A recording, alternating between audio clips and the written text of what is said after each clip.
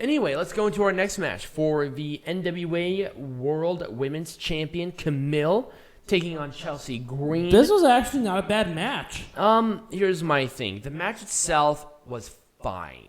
Well, number one, I went into this with the kind of sour note that Chelsea Green, who's already established, won that fucking women's invitational. Mm-hmm. And especially from the hometown girl, which was kind of weird. It's right. Like, why does she need to win this? I guess they needed some numbers, but I feel like it would have been a lot better if they had that feel-good moment, because people would have been talking about that. Because that one girl, Tootie Lynn, got a huge pop. She was super over. Right.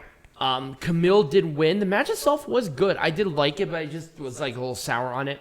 But it was like an armbar finisher, and Chelsea Green tapped, which was kind of interesting. I just don't know what else to say. It was a very nondescript and named match. I was cleaning. Peanut Gallery was supposed to be watching, but he was sitting there looking at whatever the hell he looks at. But, whatever. All right, so we're going to make Pro Wrestling Majestic again. So we're going to start off with the NWA World Tag Team Champions that happened tonight. Here's my thing. My ass hurts. I know. Mine does too. I did like this change, but I really wanted to see a Kratos-Stevens breakup. That's what I would have done. Because then you give these two... Well, right, but I think that will play out on Power, so don't worry about it. But the problem is that you're on this big stage and you have all these people. You can get up and take a stretch if you want. I adjusted. I think maybe you should adjust. Ow. Oh, God, my ass hurts so bad. Mine does too. Ow. With this one, honestly, I wouldn't have done a damn thing different. It was a good Brawl match. and the Lou, absolutely nothing. Also, once again, especially with what we talked about with this match, you had Crimson, who lost the match, in a rivalry with Jax Dane. Exactly. That's going to be sweet. Thom Latimer was strictly business, so he's going to be fine. And with Tim Storm, he's kind of winding down his career, but he still did a great job. Yeah. And I think it was a really good feel-good moment, especially for Tim Storm, who tried his best with the NWA, especially in a dark period, being the world champion at that time. Exactly. A really good send-off for him. I don't know if he's retired or not, by the way. Chris Adonis, James Storm. Here's... I'm not sure what I would do. Here's... I don't think I really could have done anything different. I wouldn't change a thing. Exactly. It was fine. For what it was fine. Well, now, could they have done a clean match? Yes, they could have. They should have. No. Here's my thing. The match itself, once again, was fine up until the finish. Then the finish was awesome because that kind of like weird sloppy pin whatever thing, it forwards a rivalry. Right. James Storm is clearly not in the picture of the NWA World Heavyweight Champion right now. And I don't want James Storm to be sitting on the shelf. So him and Adonis continuing some sort of rivalry is a good thing. Fine, right. But also, James Storm is not only with Adonis, but Adonis is with Strictly Business. He can go into a rivalry with Thom Latimer, as Adonis has to defend the title now against Jusias. Right. So, there's a lot of different things with this, especially with this, like, crazy pin. Yeah. That's something that can happen more. Right, something that can be done in the future. Right. So, once again, an open chapter that you got to finish, and I don't mind that. Once again, thinking 5 steps ahead. I wouldn't have done a damn thing different. Not a single thing different. Nope. I probably would have given the match a little more time. Yep, that's the only thing. Maybe a little more drama. Maybe something so razor close. Maybe even a false finish. Yeah. Where Adonis did something sneaky and rolled up Trevor Murdoch, where he won, and then Murdoch got and then Corgan came out and did that, and then that's where the fight started with Adonis and Corgan. That would have been cool. Mm-hmm. There would have been a lot of better ways to do the ending than they did. But you know what? The right person won. Yes. 100%. And now Aldis is going to do something that I think it said Adonis. Nick Aldis. Mickie James and Kylie Ray. I wouldn't have done the match. Yeah. I feel like this match was totally useless. It was useless. You could have ignored it. I ignored it. And I felt fine. I should have ignored it, but I'm sorry. I don't like it when things are stupid, especially when it comes to a big pay-per-view. No. It doesn't make sense. Mickie James, if they were going to do this match, this should have happened on Empower. There was no reason for this at all. None. But the only thing that really saved this was the Deonna Purrazzo attack. Oh, yes. That is legitimately it. But, hindsight's 2020. Mickie James maybe should have chosen a different opponent.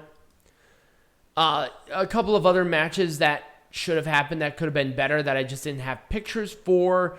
The six-man tag, I would have totally put on something different, not this. Yeah, the six-man tag was full of shit. It was full of shit. It was total garbage. I would have put that on this pay-per-view. I would have taken that time and separated it out into some better matches. Yep. Maybe that world title match could have been a 30-minute, awesome match. A 30-minute classic. Right. Time limit draw, 5 more minutes. Are you kidding me? Everybody in that building would have lost their damn minds. Right. That would have been sweet. Yeah. So, would have done something totally different than that. The Ric Flair segment, maybe drawn a little too much, but, it's Ric Flair. It's Ric Flair. I liked some of the little stories that they had. A lot of people really liked it, so great. The Camille Chelsea Green match. I would have done a different contender, especially where they were. But Camille winning was totally fine. It was fine. It was a right call overall. Yep. Let's go to Empower. Let's talk about the Women's Invitational Cup. I'm going to be totally honest. I'm putting my foot down on it. Tootie Lynn should have won.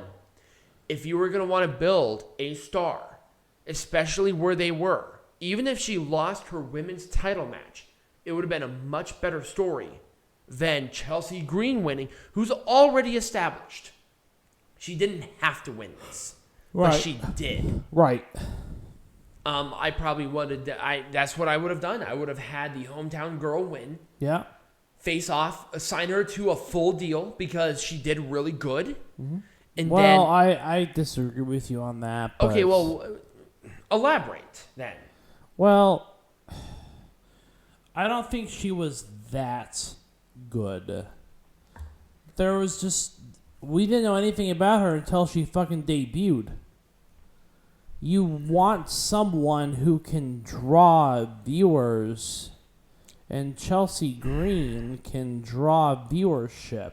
I hate this was a strategic move on NWA's part to draw attention to the fact that Chelsea Green was on the pay-per-view. Not some noob.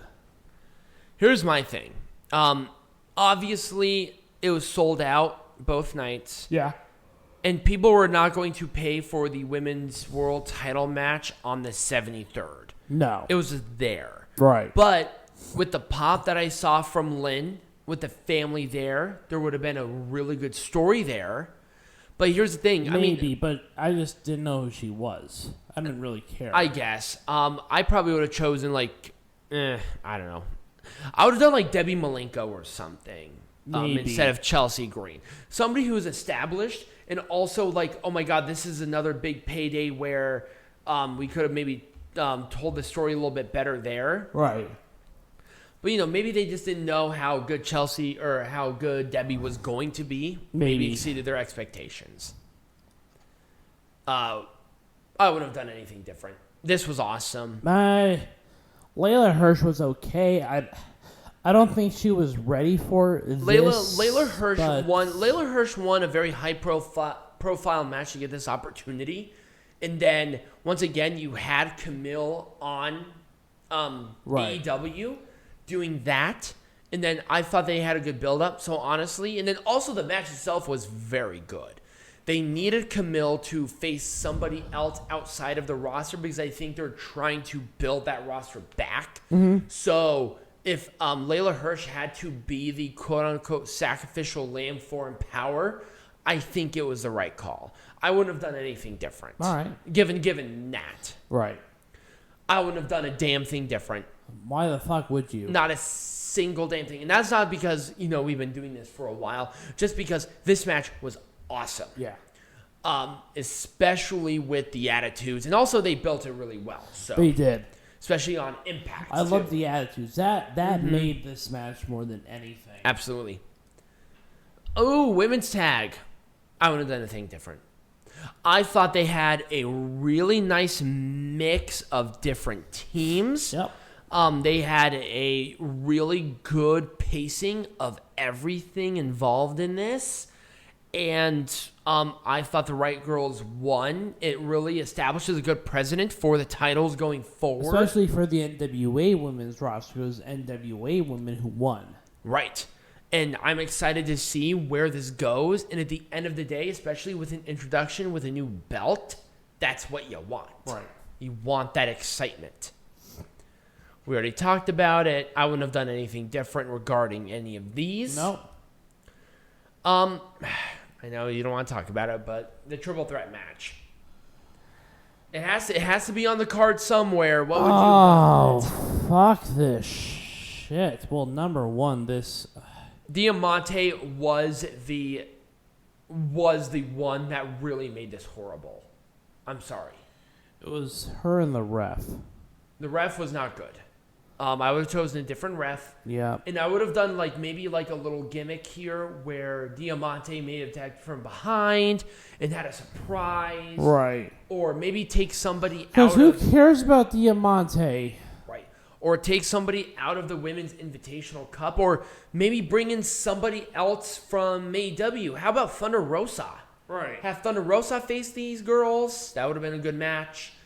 Anybody else but Diamante. Diamante was out of place. She was sloppy. Yeah. She's never been good. I would have rather had Ivelisse. Right. Ivelisse isn't even on the roster. I would have rather had her. Yeah. Or maybe Kira Hogan in this. She would have been fine. Kira Hogan was great during the show. But I mean, Kylie Ray, she's okay, but she cannot carry the match. No. I felt like that Kylie Ray was being asked to carry this match, and it was just not good. Right. And Chick Tormenta, the problem is with Chick Tormenta is that this is a totally new style. Chick Tormenta was fine, but once again, it's a totally different style than what it is here in America. So she was not leading. Kylie Ray was leading. Right. I'm not sure if it's just because she's on and off, but it was just not her position. It just wasn't. Bring in somebody else for this instead of Diamante. You have a ton of women that would have been perfect for this role. Right. Rihu would have been great for this. That would have been a really fun little match. About that. Nyla Rose would have been a great spot for this. Oh, yeah. I think Nyla Rose has that snap and intensity that would have really incorporated, because that's really what was missing here. It was felt too careful. Yeah. Somebody a little more confident. Emi Sakura, an established veteran. That would have been a really nice integration there. Or how about a Stardom girl? Hmm? That would have been really nice. Yeah. Especially because Bushiroad, who owns NJPW, owns Stardom. And Stardom will have exhibition matches at the next show, which will be next week on our show, by the way. And speak of the devil, I think maybe we should talk about that. I think we should. So next week, what are we, because we're pretty much at the end here of our show, what are we going to discuss? Well, of course, we got wrestling. Of course, we got heckling, but... With 3 pay-per-views? Well, it's 2. It's 3. One of them is just a 2-night show. I don't consider that. Oh my God. 3 pay-per-views. It's 3 pay-per-views. The 3 shows are 3 pay-per-views. They're not, but we'll do a shorter heckling and a shorter wrestling. Right.